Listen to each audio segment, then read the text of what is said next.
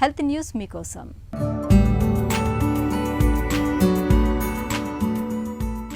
గర్భిణీలు రక్తహీనతతో బాధపడుతూ ఉంటే వారికి పుట్టబోయే చిన్నారులకు గుండె జబ్బుల ముప్పు ఎక్కువగా ఉంటుందని ఒక అధ్యయనం హెచ్చరిస్తోంది. ఇలాంటి తల్లులకు పుట్టిన సంతానానికి పుట్టుకతోనే గుండె జబ్బులు రావటానికి 47% ఎక్కువగా అవకాశాలు ఉంటాయని పరిశోధకులు పేర్కొంటున్నారు. రక్తంలో ఐరన్ లోపాన్ని ఎనీమియాగా వ్యవహరిస్తారు. జన్మతః గుండె జబ్బులు ఉన్న చిన్నారుల్లో చాలామంది ఈ సమస్యతో బాధపడుతున్న వారేనని పరిశోధకులు ఇప్పటికే గుర్తించారు.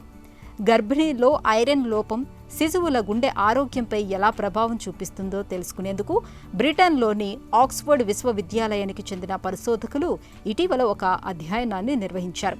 ఈ అధ్యయనం కోసం పరిశోధకులు 1998 నుంచి 2020 మధ్య ప్రసవించిన మహిళల వైద్య రికార్డులను విశ్లేషించారు.